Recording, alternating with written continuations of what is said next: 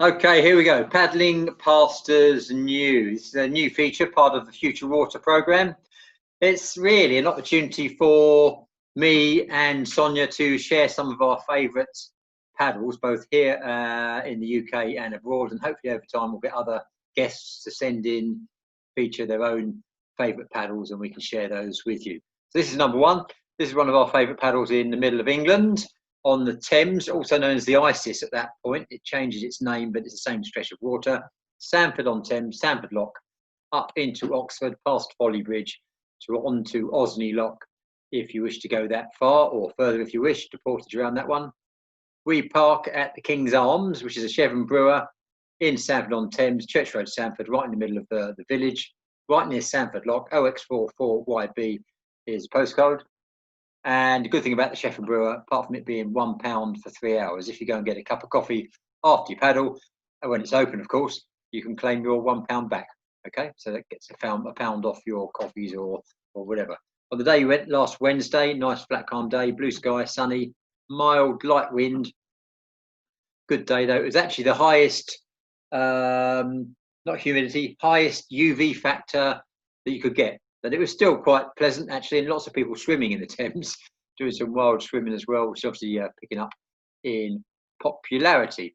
So we took an OC1, Pueo OC1 with a big sea rudder and a Midas K1, just beyond, at the back of the car park, beyond the pub garden. There's an area, a hard standing area with some grass where you can put boats together or whatever. Out the way, they're quite happy with that. There is some tape on it at the moment, only because of social distancing, but it's quite accessible and safe.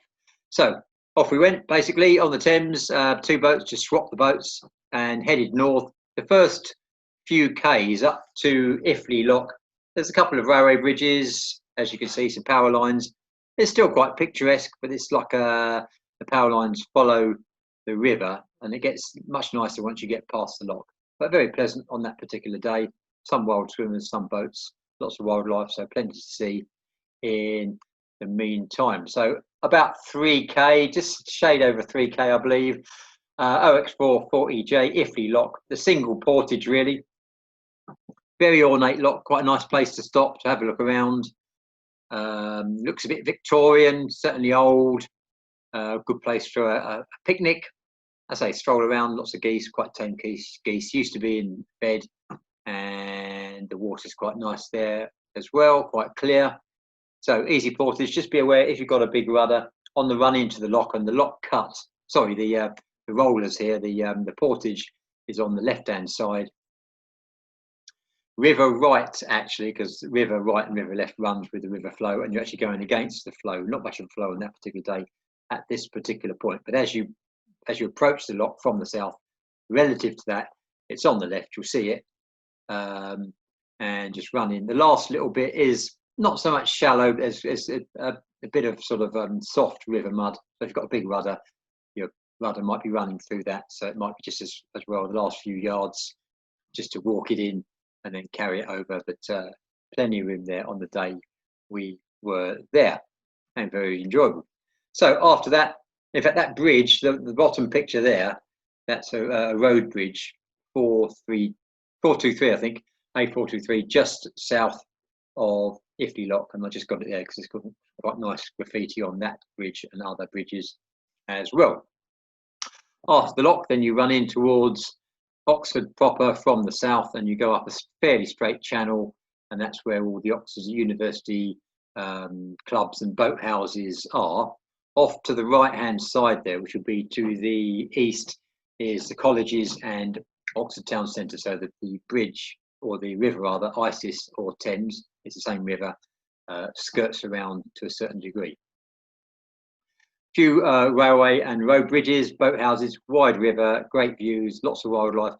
Very quiet on the day we were there. When you normally go up there, there's boat crews training up and down, so just be aware that even though you can navigate wherever it is safe to do so in the channel, it's a good idea to stay on the right-hand side of the river relative to your direction of movement, actually on river left, because river left refers to the flow of the river. But there you go, see, as I think it's Henry or that me maybe in the K1, just moving up on the right-hand side. Just be aware that in the rowing eights, They tend to go faster than most boats I've been in, and they tend to be looking in the opposite direction unless they're running with a cox. But their reaction time is a bit slower in terms of trying to stop hard and fast. So if you are on the river where they expect you to be, all will be good. Very pleasant views, as I say. So that takes you up about 5.3k from the start. You end up at Folly Bridge. That's a bridge that dates back to 1825, 1827. An architect called Ebenezer Perry. I think he did some work in London as well. Very nice bridge. It wasn't that calm when we were up there in terms of reflection. And also it was very quiet when we were up there because the tour boats haven't started this year for various COVID-19 restrictions. Normally it's a bit busier. It's easy to navigate, but just be aware of that other road and river rather than road traffic. And up at Folly Bridge itself, relative as you travel northwards, on the right hand side is the Head of the River pub, left hand side is the Folly pub. Both you can stop at, have a drink, have a meal, and in fact we stop outside the pub, literally just underneath the bridge on the left hand side. So as you look at that reflection, if you go through the bridge on the left, that's where the Folly pub is. Obviously Head of the River's to the right hand side, just to the south of the bridge. Gets its name, the Head of the River, actually there's a Head of the River race further down Putney to Mortlake, or is it Mortlake to Putney, not sure, one way or the other. The Oxford University and Cambridge University crews have a race in the winter in preparation for the main boat race in the spring. But this Head of the River, it's got its name from the Oxford Mail newspaper had a competition to name it, and there's the Oxford Regatta, I believe, that takes place over 4 days, and after each day's competition the leading team is called the Head of the River, which is where the term comes from. Anyway, the start or finish line, not sure, of the course is just downstream from the Folly Bridge, obviously outside where the boat houses are. The bridge itself, OX1 4XG, that's the postcode for the Head of the River pub, but like I say, the Folly pub is 100 metres away, normally busy. You can either stop there or carry straight on. It's quite an ornate bridge, worth a photograph in most times of the year as well. If you decide to go further on, Iffley Lock is another K and a half further up. It's a little bit more built up. There's a nice bridge, quite ornate. It's quite nice paddling, but it goes up towards Iffley Lock. Around Iffley Lock is a marina, less picturesque, but that gives you a 13k round trip to Sandford, or a little bit more if you go down the various canals and the River Cherwell. I would suggest you do that actually. So if you go up to Iffley, turn around, come back down to Folly Bridge, carry straight on, and when you start seeing the boathouses again, now you're running relative to river left, river right. On the left hand side, river left, east of the river is the River Cherwell, which are one of the main tributaries of the River Thames, and that takes you in amongst the area where the various colleges are. That little cut there on the bottom left hand corner of the screen, that's a little sort of cut through that brings you onto the Cherwell. It's not particularly shallow, but just be aware of that if you've got a big rudder like I had on the OC1 on that particular day. Just navigate your way through it. Then you come into the Cherwell proper, and that takes you past Christchurch. And as you go further on, you get towards, that's called the High Street, but I think that's Magdalen Tower there, where all the punts are, and there's Magdalen Boathouse or Magdalen College Boathouse further on. You can get further up. Just be aware of the depth, certainly in the midsummer, but it's quite navigable. And like I say, if you feel a bit of a shallow area, then you can just sort of get out and walk that little bit. But it's a very nice, pleasant area to paddle. Anyway, it's good to stop. Good place down the Cherwell actually for a picnic, to be honest with you. You're on the greens of some of the colleges. There's Christchurch Meadow on the left hand side going down towards Magdalen Tower, and other various I think it's St Hilda's College on the right, Magdalen College School, and you're right in the area where there are the colleges, spires, ornate buildings. And just before you get to this Magdalen Tower here, there's the University of Oxford Botanic Garden, which I'm not sure whether that's going to be open, but it's certainly worth walking around there and that area. Anyway, lots of places to go and eat in Oxford, because now we're right in the middle of the theatre and college district of Oxford, just by that High Street Bridge. Okay, moving on. There's that extra loop, if you liked, into the Cherwell and the cut throughs, the sort of punting areas. Just behind where Henry is in that K1, there's a punt. You can't quite see him there with the picture. There's a fair bit of punting activity going on. Mostly, it's a bit subdued at the moment. But that's the High Street Bridge again, right near Magdalen Tower, and that's a carving of Tamesis, the dark one, and the Thames is supposed to be named after that particular mythological character. That structure there, I believe that is Christchurch College, one of the Oxford colleges. And like I say, lots of green areas, very nice too. Beware of the punts. I mean, they tend to be people who are not necessarily water people. So they'll be haphazard, the punts I've seen anyway, and just be aware. A few twists and turns, nothing particular of any great consequence. A few roots in the bottom of the river that you might catch your rudder on, but just be aware of that and find your way with your paddle, and all is good. Like I say, if you go from Sanford up to Osney, it's going to be about 13k round trip, depending on how much you weave down the river.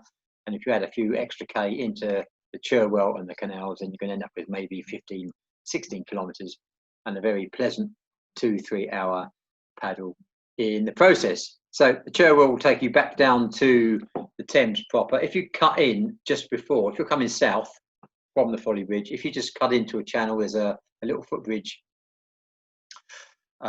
just before the boathouses, and then this channel, then the Cherwell will bring you out just below the boathouses. There's a couple of loops you can do, and then you turn left and away you go back down towards Iffley Lock and on to Sanford. Very nice days paddling, very pleasant. So we took 2 boats and swapped over each boats every now and again. Had a good time. It was very pleasant, very quiet. It'll be a bit busier, I should think, once things open up.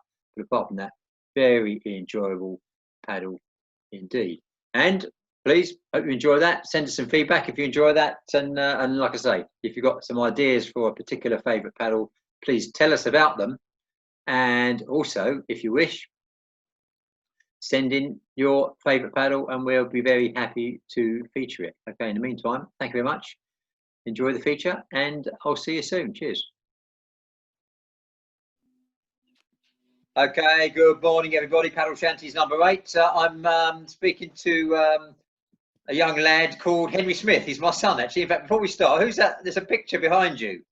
Who's that little lad behind you? Can we have a look at that first? Oh, yeah. How old were you in that picture? That's a school photo, isn't it? Yeah, that's... Where's that? You must have been 4 or 5 or something, I think. I think it's when I was in the Middle East. Anyway. Yeah, I can't see the date. But... Okay. Anyway, that's you haven't changed a bit, by the way. Anyway, so now you're 21 years old. You're at university. You're the captain of the University of Nottingham canoe polo team, kayak polo team. We use the term interchangeably. But what I'm interested in, so you were a Great Britain Premier Dragonboat helm. You're a level 3 coach, Premier paddler, junior paddler. I'm interested in what the crossover is. So now you're doing canoe polo, still paddle sports. So how have you changed or developed, not just in your paddling style, but what have you taken from dragon boating to captaincy? Because now you're a young captain, first opportunity. So tell us a bit about that. So I guess one of the main things I've taken from it is paddle skills. So obviously there's direct transferable skills from canoeing or dragon boating to kayaking, and it's like boat awareness and there's all sorts of skills that you develop just across all water sports that are sort of transferable. Yeah. But I guess obviously you always talk about dragon boating being a really core team sport. I've just transferred to a different sort of team sport. So obviously instead of being in a 20-person boat, you're now in 5 or 6 separate boats, but you're still working in a team. So it's the same team dynamic, just a slightly different environment. Okay, but now as a captain, so like I say, this is not a masterclass in captaincy, but I'm very interested in your first experience. I mean, say you've been a coach, so you know about dealing with people, learning styles, that sort of stuff, very much so. but the first step into captaincy. I mean, what was the big transition there, or was it a big transition? Was it seamless, or how did that work for you? I don't think it was a big transition. The first year I joined university, I joined canoe polo, and a lot of people in the club. Actually, there was a very wide range of people, wide age range in the club. And the first team, the A team at the time, was made up of, I think the youngest person in the A team was a third year, so they were 21 years old, and the rest of them were like PhDs or master's degree students. So they had been paddling or doing canoe polo for quite a few years. So, but it was quite an experienced team, and a lot of them were friends from the start. So they worked together quite a lot, and it was nice because I got to, not really closely, but I got to train with them and sort of learn a lot from them, and yeah, it was nice, sort of developing skills and basically working with them and letting myself progress. And I think I progressed quite quickly, like with a few of the guys that I'm still with now in the team. But by progressing quite quickly, you sort of want to give back to the club, and you want to. I don't know. It's hard to explain, but it got to a point where I thought that I think after that first year, a lot of the A team graduated, and I was sort of moved up to the first team. Only in my second year, so I'd only had a year's experience. I've had quite a few years' experience in paddling, but canoe polo as such, I only had a year experience. So it's quite a big jump up to the first team. But I think me and a few of the other guys that were moved up had it was great for us because it meant that we progressed really well. And I think after the first year, I thought that, I don't know, I thought it was the perfect opportunity to sort of develop more leadership skills with people that were similar ages to me. Because whereas before I'd worked with a wide range of people, mainly younger people working for corporate events, or slightly older people when I'm working with the Prems or with the Dragonboating team. But this was the perfect opportunity to develop skills within my age range, which is another level in itself, if you know what I mean. Something just occurred to me.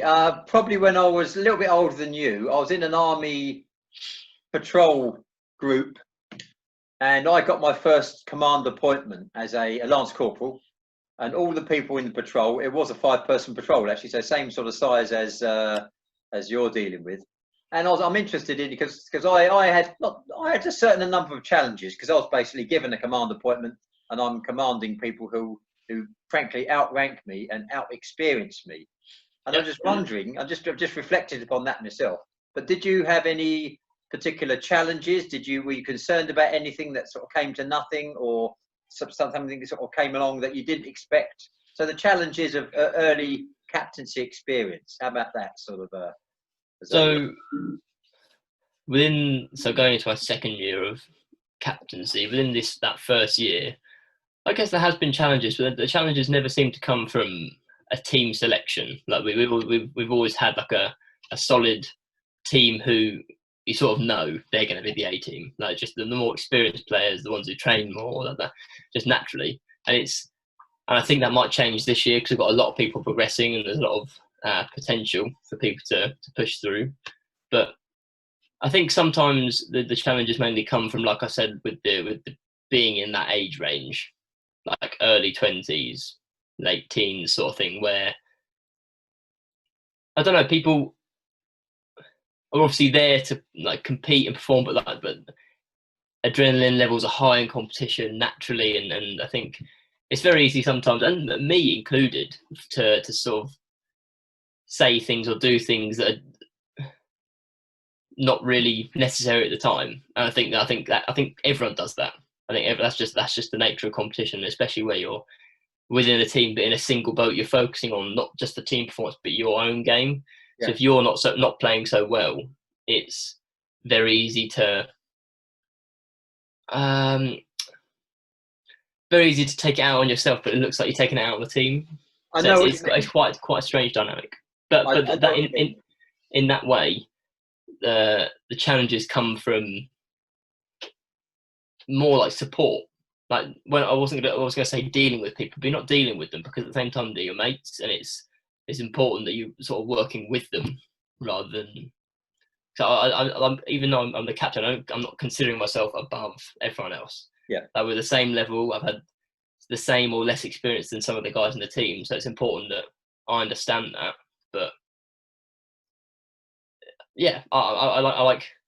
Well, one of the best things about it is I've been able to work closely with people and the coach to progress everyone, or as many people as I can within the club, and that's rewarding for me. So I love seeing people progress, not just myself, but others in my team and the other teams. And yeah, I think the challenges come within working with different people of this sort of age, because everyone has their own abilities and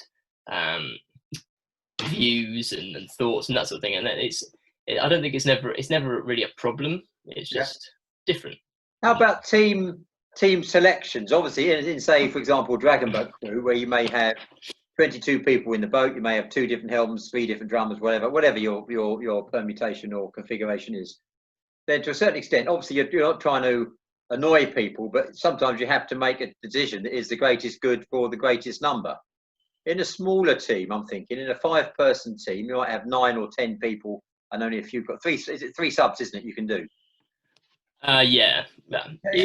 How do you find in terms of how you manage that process and how you come across yourself? You mentioned, for example, that you've got to not so much take it out on yourself, but how do you find that your manner, your demeanour, your deportment, your presentation, how does that impact on other people? And do you spend time thinking about that?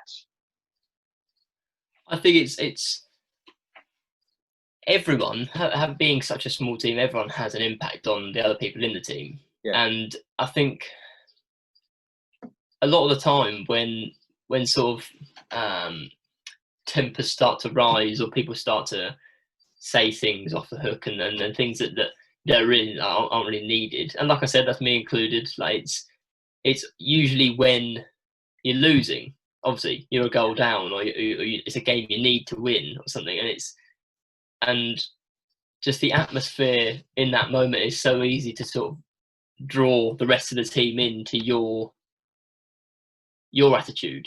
Yeah. Where and yeah, like you said, it's a different sort of team dynamic. The same team style idea, but the actual dynamic within the team is a bit different. And it's a mental toughness, mental resilience question. Yeah. You think of mental toughness: control, confidence, commitment, challenge, what they call the 4 C's of mental toughness. But I'm just talking to you, thinking that if I make a selection decision in a dragon boat, 10-person boat, 20-person boat, then okay, somebody's going to be a bit disappointed. Maybe if I rotate somebody in or out, I make a decision that may annoy somebody, and they may be a bit peed off, to say the least, during the next race, and may not be firing on all cylinders. Okay, that happens. That's part of captaincy, making those decisions, and it happens whether despite your best efforts. Yeah. So I do that in a dragon boat, and that may be effectively 5% that I've lost a bit of the available effectiveness, efficiency, power, maybe. Yeah. Yes. You do that in a canoe kayak polo team, and that's 20%. Yes, if somebody's off their game for whatever reason, physical, mental preparation, whatever it's going to be, they could be off their game, and you lose a game because you've taken out or maybe compromised 25 or 20% of your team. Yeah. So I'm thinking it's more critical, and your decisions are more critical. And I'm wondering how much, as a young captain, that's in your mind, and how it affects, or does it affect your game, or can you afford to let it affect your game? Well, it definitely does affect your game, and like you were mentioned before about the team selection, like I'm not the only one responsible for choosing the team. Like me and the coach, we work together to choose the team for specific tournaments. And like I said, a lot of the time that's the same team, because you want to sort of work on team blend as well as trying new people. Yeah. But on the water, like you said, you can have up to 3 subs on the water, and I'm never the one. I'm not, well, very rarely the one to tell people to sub.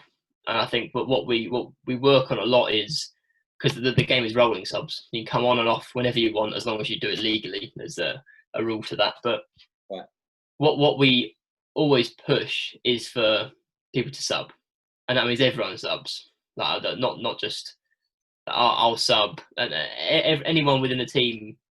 If you're having a moment where there's like a lapse in concentration, or you've missed a few key passes or key shots, I think it's important to realise yourself and be proactive with it. And I think that's sort of a shared idea within the team, because like you said, with a team so small, like people choose to sub off when they want, and I think we're always pushing that. That is very easy to stick with, because usually you can within, say, we tend to take 7 people in a team. So with 2 subs, that's sort of the optimum number, because it means everyone gets enough game time, but you've got enough to keep people fresh.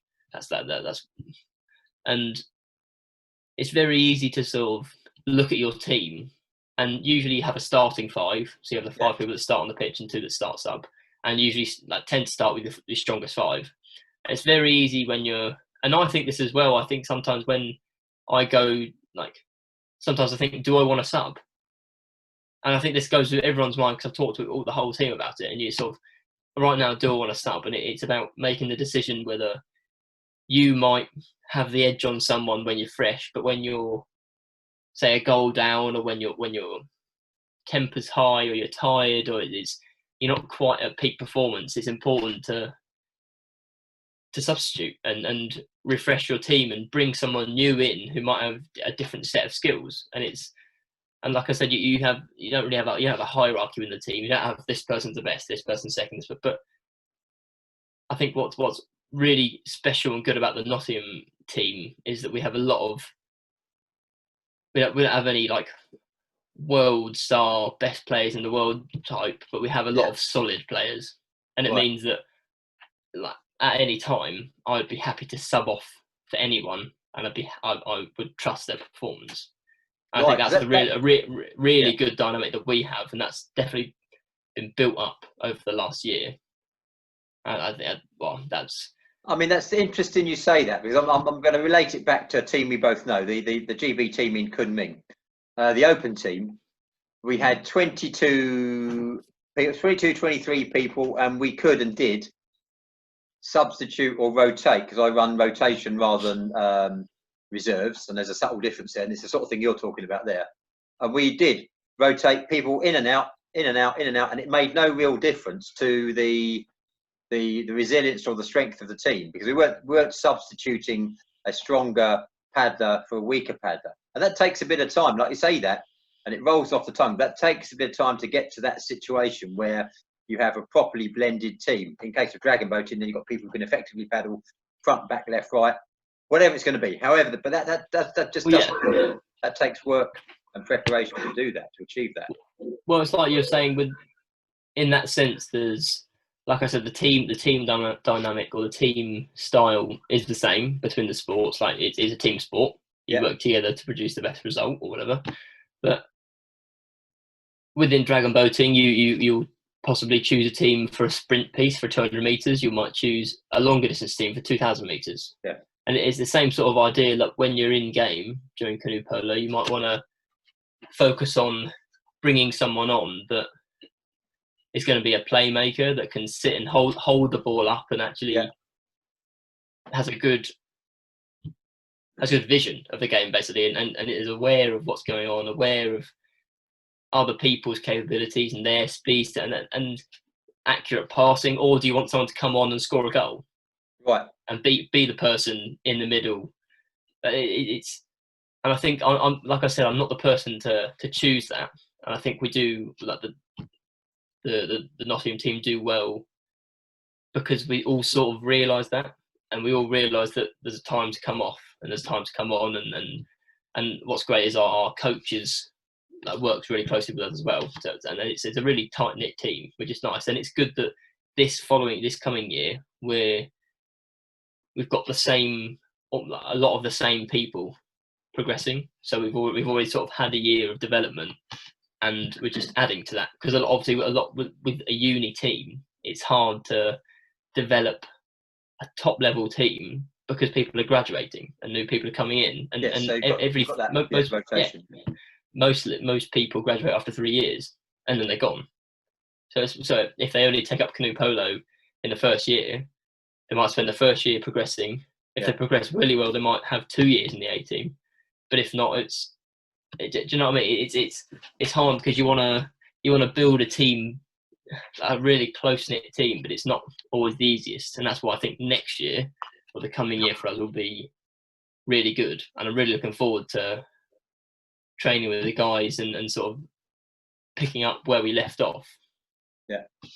And I think this is the perfect opportunity to do really well this year, in my opinion. Okay, I'm going to ask you a bit about leadership in a minute, but just brought me naturally on to talking about sort of the layoff period during the COVID-19 situation. So how many, obviously by the time it hit the UK, then you're already into university academic year, already into your competition year. So how much competition and training did you end up losing this year?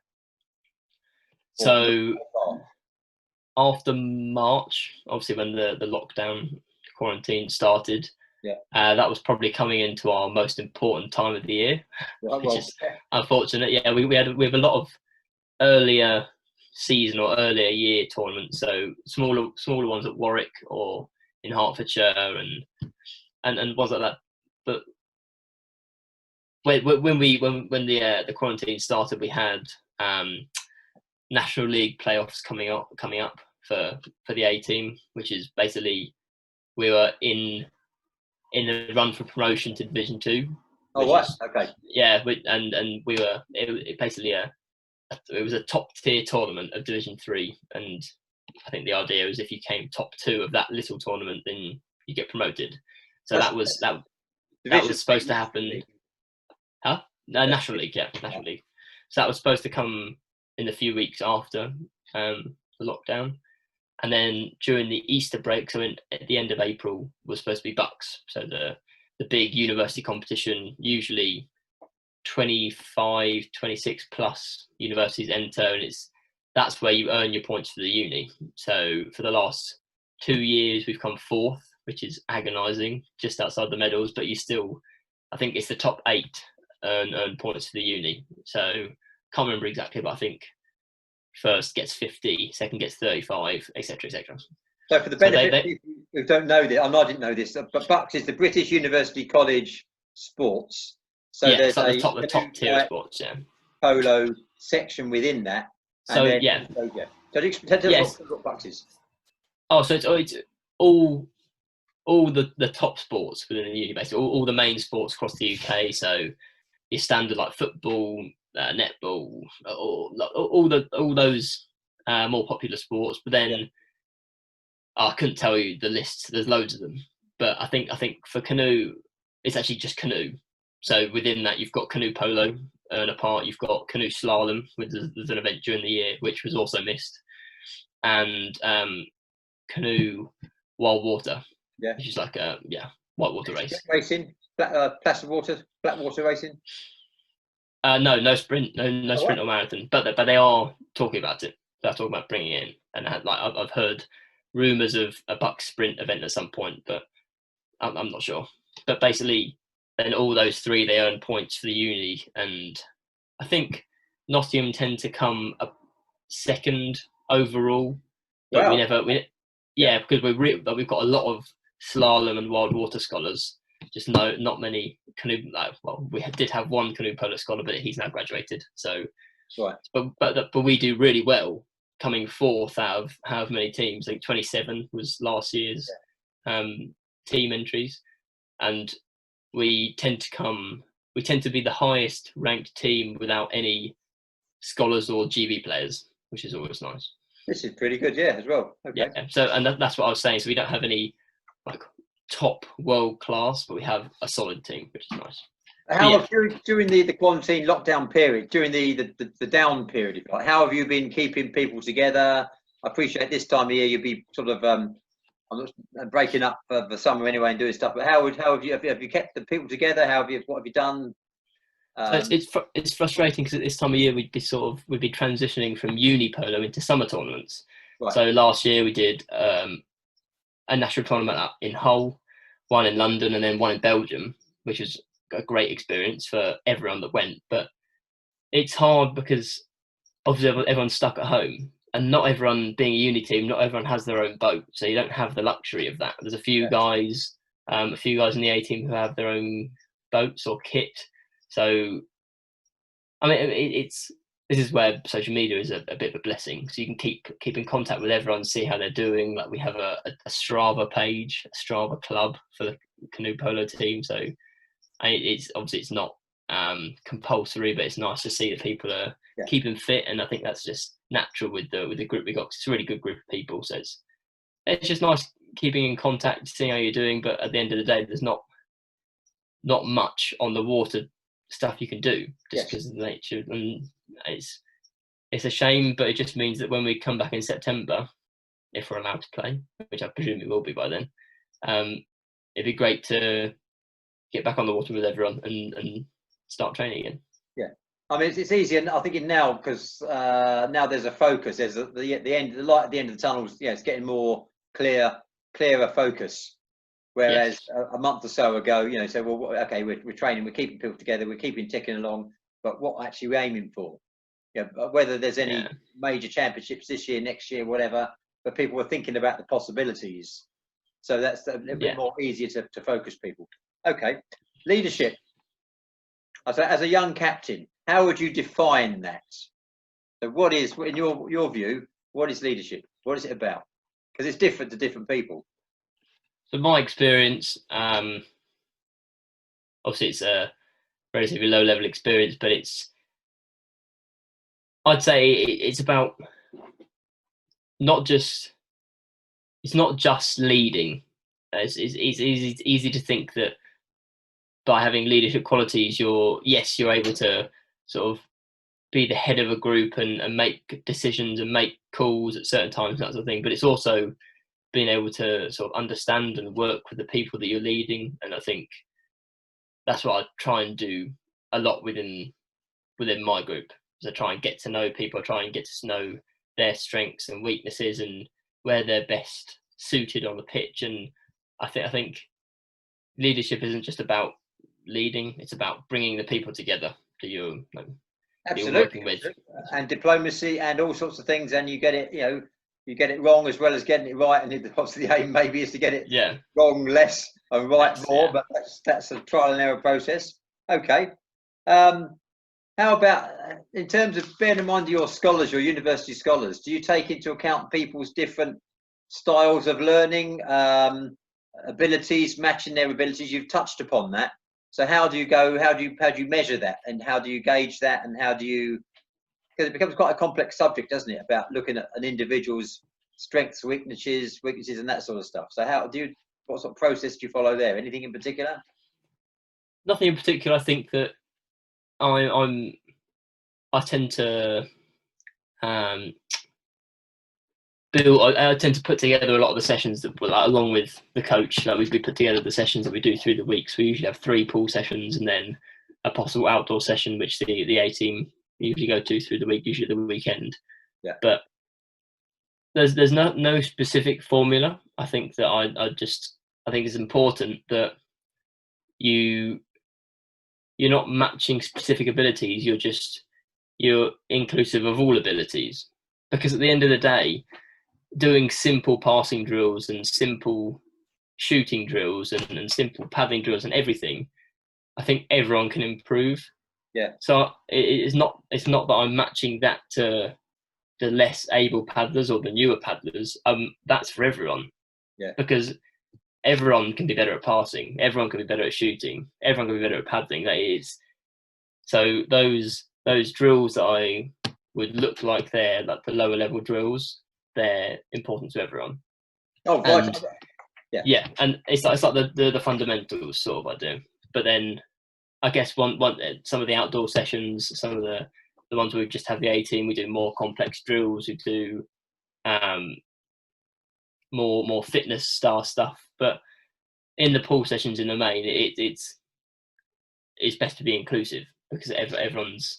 We only have 3 a week. I say only, that's quite a lot for a canoe polo team. But I think it's best to use the time effectively for everyone. Because at the end of the day, it's not just an A team. There's a men's B team, there's a ladies A team, there's at least 3 teams at all times during sessions. So it's important to build a session that suits everyone. Okay, so of course then you've got the inclusiveness, because I suppose you could quite easily just focus on one component. So you're the men's A captain, you could just focus on that, but your focus is broader than that. Obviously you've got a specific focus on a specific group of people for a specific event maybe, but then you're thinking broader than that in terms of your whole squad for the ladies, the men's. Well, it's gendered, it's not mixed. Is it open, or is it a men's boat, a men's crew and a ladies crew, or is it how does that work in terms of the configuration? I think I think you can have there are competitions where you can have ladies in your men's A team, but I'm not sure if you can at Bucks. I think that there might be a split. That's more of an open category. There's some. Yeah, I think the Bucks teams and some open teams or mixed teams or whatever. Yeah. Yeah, because sometimes a lot of the teams we face are mixed. So I think it's just specifically the ladies team is the ladies team. A fast boat is a happy boat. A happy boat is a fast boat. And in this case, we're talking about maybe not so much fast for canoe polo, but certainly the cohesiveness. Obviously, Dragonboat is about going fast. Training. Yeah. So the happiness. I'm talking about the last few questions. The happiness component. So how do you keep people happy? Because if they're happy together in a group, they'll perform better together in a group. They'll be more cohesive. They'll be more efficient, more effective. So how do you keep them happy? So I think mainly just listening to them, and obviously I'll build a training plan with the coach at the start of each semester, the May semester, and we actually plan the basic components and the drills and stuff for each session, mainly for each Monday session, because that's the main 2-hour slot. So we plan each Monday, and then I usually run the Thursday morning, Friday evenings, based on what people need. I think keeping people happy is just about listening and not trying to please people, because you're not there to you're not there for that. You're there to I don't know. It's just about organising sessions that are inclusive. I think that's really important. It sounds like a silly question, doesn't it? But what time are you playing in the morning on a Monday? So, no, not on a Monday. On Thursday morning, we train. What time do you get up on Thursday morning to train? 6:15. Right, this is my point. So you've got to have if I'm going to get up at 6:15 and go and train with you before I do my university day, I'm going to want to do it, right? Come rain or shine, winter, summer, when it's cold and dark outside, and I could stay in bed and have a cup of tea and watch whatever on Netflix or whatever I'm doing, or play a game on a computer. I've got to be happy if I'm going to get up and come and train with you. So that's why it actually is quite fundamentally important. What it is, what you're creating, that not just a happy learning environment, a happy training environment. People are going to get up early and come and train hard. It's really exactly. I mean, to be fair, that session isn't as populated as the others that you probably could imagine, but I think it's important that when people come along, they're there to work hard, but also to have a good time. Because at the end of the day, what we like to do, especially at the start of the year, when we get the freshers in, we like to go and have a hard session and then go to the pub after. Not in the morning, not after the morning sessions, after the evening sessions. But I'm just thinking, we was out on the river yesterday in 2 boats on the Thames, and we're just paddling down the river together. And then I'd push ahead, and then you'd push ahead, and I'd push ahead, and you want to do that. You enjoy doing that. It makes you happy doing it, right? It makes you happy to push in front of your old man, push in front of your son. It does. You see what I mean? You smile, but that's really important. Last question, and this is really good. What makes you individually happy? Because the channel is called Gross Paddling Happiness. So what makes Henry Smith happy?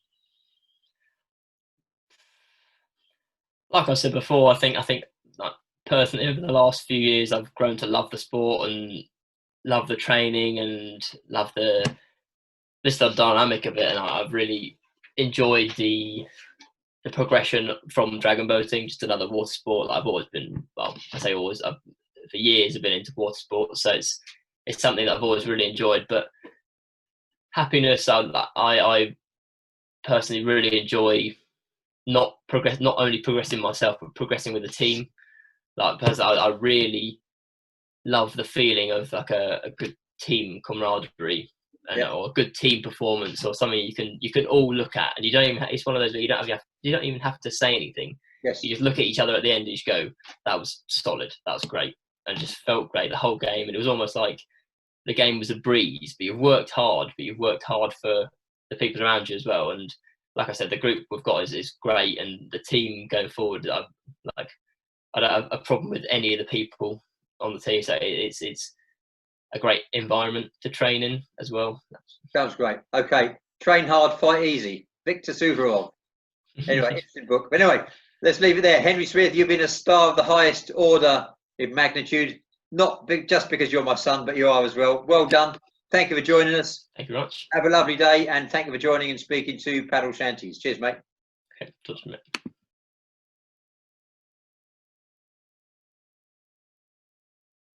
Okay, here we go with a series of hip flexor exercises. There are, of course, lots of hip flexor exercises you can do. This is just a selection of 10 that I use particularly, plus 2 warm-up exercises. Now, when we talk about hip flexors, most people think about those above the pelvis or going through the pelvis, the iliacus and psoas major. Also, your hip flexors include rectus femoris, part of the quads group, sartorius running across TFL, and lots of other quite intricate muscles which assist that abduction, adduction, flexion, extension of the hips, etc, etc. So what I like to do is use a series of exercises that warms them up and flexes them all, rather than just focusing on 1 or 2 big, important, significant though they might be. So warm-up exercises, we may as well do a warm-up that's relevant to the exercises we're doing. I'm thinking in terms of star jumps. Everyone knows a star jump. There's a star jump, the standard star jump, where you're working in the frontal plane, but also we want to introduce a sagittal element to it as well. So, for example, standard star jumps, you know these, all the way up, all the way down, but you can also do standard star jumps at the top, and we're doing stride jumps at the bottom. Okay, so we're working in frontal and sagittal plane at the same time. From the side, standard star jumps, and then sort of jumps, stride jumps, or we can do spotty dogs with the arms, same sort of routine. So that's going to be warm-up exercise number 1. Warm-up exercise number 2 is either opening the gate, or also called Bruce Lee's. Try and get the leg up, adductor, adductor exercise and hip flexor. Get your leg up above horizontal. So stepping through, lining up. There we go. So there are your 2 warm-up exercises. Now into the 10 main exercises. You can either use a band, or I'm going to use this pole. One, because I don't want to take the light out. You can use a paddle or a stick or a broomstick or anything of that sort of description, or a band indeed. I'll show you that in a minute. But the posterior chain exercises are 4 parts to it, all the way up, and I'm reaching up, unlocking the knees. The knees are not stiff, all the way down, touching the ground, and then oblique twist, from the front, all the way up. I'll step back so you can see, all the way down, and then when I do the oblique twist, this hand is stationary, I rotate laterally up and out. This hand is stationary, rotate laterally up and out, okay? Unlock knees. If I can get down to my fingertips to start with, fine. As the back opens up, as the back loosens up, get down further and further, joints down towards the knuckles so I can reach further down. An example, a couple of reps from the front, up, down, twist, twist, and up, down, rotate out from the side, up, down, get a bit further down, and as I say, as the back loosens up, go a bit further down. Main exercise number 1. Second exercise is RDL, Romanian deadlift. Remember, with Romanian deadlift, we're flexing at the waist, knees are unlocked again, head's going down, follow it down. We're not sitting back like we normally do with a standard deadlift. If you're not used to it, do it with body weight to start with, or maybe a stick or a paddle for focus point. Unlock knees, and we're going down and driving up. Remember, we're down, driving up, but notice the spine stays neutral. Even though I'm bent at 90 degrees, I'm not dropping my head, and then I'm driving up. So we drive the ground away. If we decide to use weights, dumbbells, or a kettlebell, that works as well. So once again, get yourself a nice setup position, if you can see that. And then we're going down, drive up, down, drive up, down, drive up, down, drive up. And you can do it with dumbbells as well. From the front, nice setup position, down, drive the ground away. There we go, RDL. And park that sensibly, whatever weight you happen to be using. Okay, next one is squats. Like I say, once again, till you get used to it, just use a simple stick or a paddle, and then you can start building up barbells, that sort of stuff, kettlebells, whatever. Okay, so what I'm suggesting once again here, when we squat down, the idea is we're going all the way down and then driving the ground away again. So you can see, so the leg action, if you like, is down, drive away, down, drive away.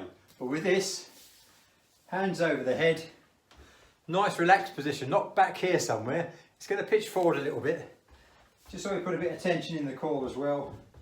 So as we go down, we're going to go down, 2, up, 2, down, 2, up, 2, down, 2, up, 2, down, 2, up, 2.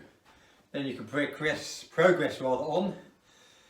Down, 2, 3, 4, drive up, 2, 3, 4, down, 2, 3, 4, drive up, 2, 3, 4, down, 2, 3, 4, drive up, and so on. I do sets of 4, down 2, up 2, down 4, up 4, down 8, up 8, down 16, up 8. That's your ladder, and then down again. That really gets the core working, gets the glutes working, gets the quads working, gets the hips flexing. Quite long, quite tedious, but it gets the job done. And 46% of your body power in rowing or paddle sports comes from your legs. So it's worth spending some time on those. So there's squat, there's number 3. Next one, up and over and lunge. So a compound exercise. The up and over, you can use a band or a pole or a paddle. Just park that there for a minute. Oops, excuse me. If I use a band, when I say the up and over, we're going from here up to there, across the shoulders, and then we do a sagittal stretch, unlock knees, okay? That's component 1. Flexing the hips, stretching the hamstrings, driving with the quads on the way up, okay? That's component number 1. Number 2, so up, sagittal stretch, lunge forwards, lunge backwards, back, up and over, sagittal stretch, lunge with the second leg, lunge back with the second leg. You get the idea.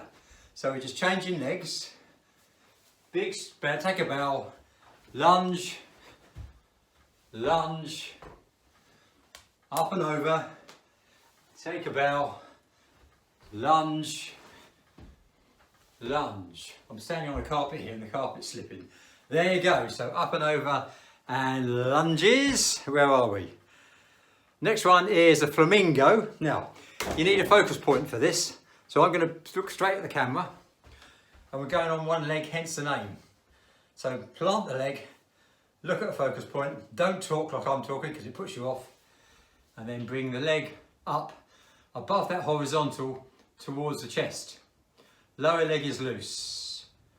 Take it out to the side, counterbalance on this one, opposite hand. Take it to the back, knees together. Feel the stretch in your quad, shoulders back, chest out. Kick it forwards and back, catch it, and forwards and back, and forwards and back, and forwards and back. How many is that? Should be 5. And forwards and back, up to the front, to the side, counterbalance, and back. Chest out, knees together and down. And do the opposite side, okay? So there's your flamingo. And the last standing exercise is, in fact, it's a kneeling exercise. It's a catch exercise. Okay, I'm going to angle you down there. Now, before we get too worried about whether you paddle left leg forward, right leg forward, inside out, like both legs forwards, that is not right important right now, okay? What's important in this exercise is flexing the hip. So pick a leg, your favourite leg, or one of your legs if you sit with both legs forwards. Set up like a paddling position, so this hand level with your hip, as per normal, okay? Paddle goes behind the hip, hand doesn't. It's a hip flexor exercise, so we're going to go up, open up the hips, flex forwards, drive with the quad up and back. So it's not a paddle stroke as such, we're replicating some of it, but we're doing it nice and stable, up, stretch, back. So you see, principally we're flexing the hips and we're driving with the quads. If you paddle both legs forwards, you've actually got a leading leg, I hasten to suggest, from those I've seen who paddle 2 legs forwards. So let's not get too wrapped up about that. It's about hip flexing. Up, up and back. Up, flex forwards, up and back. Okay, it's not a paddle technique exercise, it's a hip flexing exercise of which it replicates part of the paddle technique. So you get my drift. Okay, next exercise we can do from the floor. One is called the frog, one is called the cobra, one is called the fire hydrant. Okay, frog. Okay, so we're starting in this neutral position, like a press-up position, and what we're doing, left foot to left hand, okay? Obvious flex in the hip. Return, right foot to right hand. Try and keep the spine neutral, and frog steps, you may find you have to go up on the hands here, but keep your hands, fingers at least, or palms, in contact. You might find you need to angle up a little bit, angle the hip in order to get it further forward, and that's fine, but don't let your hand lose contact or leave contact or depart from the ground. So flex, right, left, right. You see, you angle the hip to step up, and then progress on from there to, that's frog steps, to frog leaps. Now with this one, what I typically do is something like 30 seconds of frog steps, 30 seconds of frog leaps, or similar, and just break it down. So if we do a minute or 2 minutes or whatever routine you follow. So that's the frog exercise.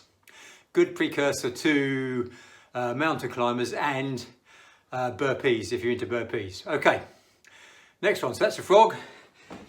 Cobra. Now cobra, hands are splayed out, okay, not in line. So you open up the shoulder and we're letting gravity stretch out the spine and the hip flexors, okay?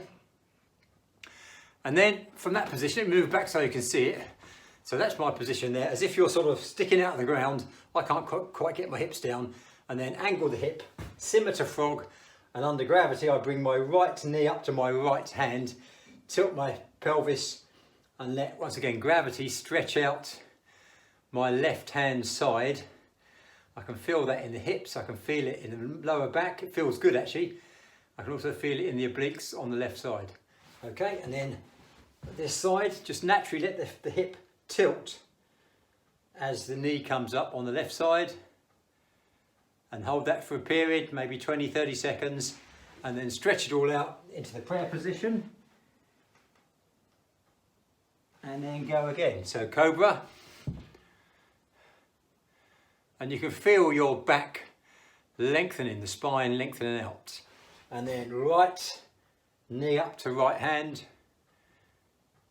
and then left knee up to left hand. You see, it stretches all out, takes a bit of time. Let gravity do the work, and then back to neutral and sit back. Okay, and a few times through. Maybe I would say do those for 20 seconds each routine. So if you think about it, with the prayer position, then each particular rotation takes 3 times 20 seconds, 3 times 30 seconds, 4 times 30 seconds, okay? So we've got the cobra, left, then right, then child's pose. The last one of this series is the fire hydrant. Neutral position, hand below the shoulder, knee below the hip, and all we're doing is bringing that leg up so it's 90 degrees, okay? You feel the stretch, and I go 5 seconds, 5 seconds, and then 10 seconds, and then 10 seconds, and 15, and 15, and 20, and 20. And that's the fire hydrant. Okay, different names for all of these particular stretches. I call this a Superman stretch. For obvious reasons, you start off once again in the neutral position, and I'm going to go left arm forward, right leg forward. The idea is, if you show it from the side, to get that finger of my leading hand as far away from the big toe of my trailing foot. So that's the extended position, and I tuck it all in, I flex it all in, and then push it all out. So I get as straight as possible, as extended as possible. So flex it all in and try and bring this elbow back towards my upright thigh, okay? So they cross over, stretch and tuck it in, and bring this one as far forward as possible and stretch. And I do 5 or 10 nice and slow, and then swap over, right arm, left leg, flex it all in, stretch it all out.